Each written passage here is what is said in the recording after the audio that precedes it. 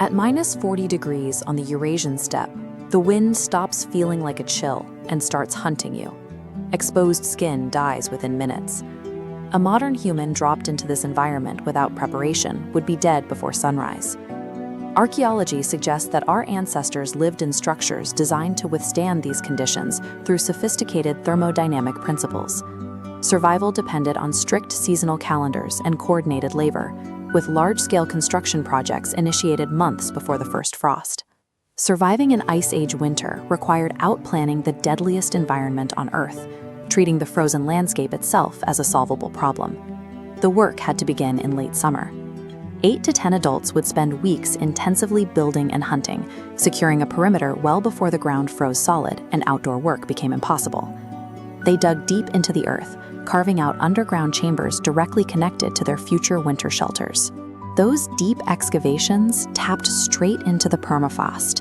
The harsh, frozen soil acted as a natural freezer, allowing them to preserve enormous quantities of meat that they could access freely, regardless of the raging storms above.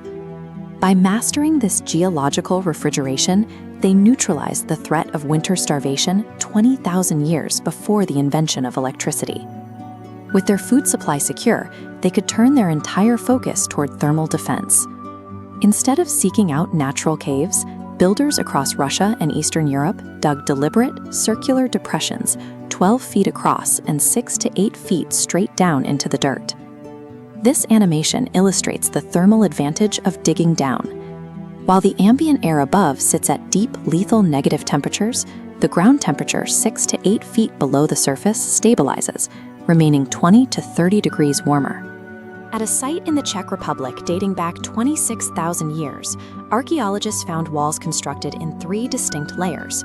The airmost layer used animal hides with the fur facing in. The middle layer was packed with dried grass and moss.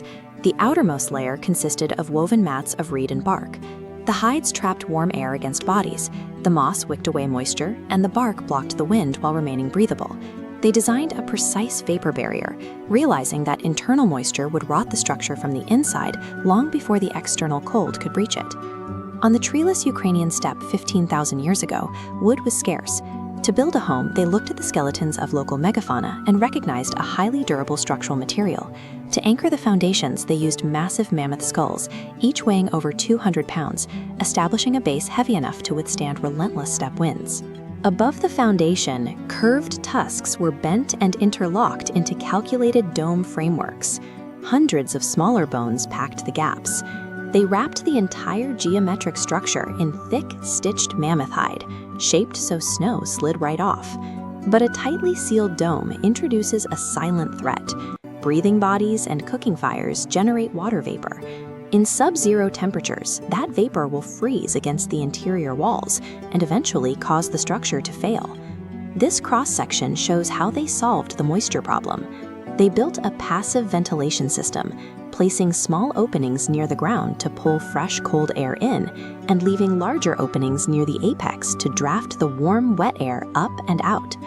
To heat these spaces without timber, they processed mammoth dung and dried bone. Chemical analysis of ancient hearth residues reveals they treated these alternative fuels systematically to maintain highly specific heat outputs.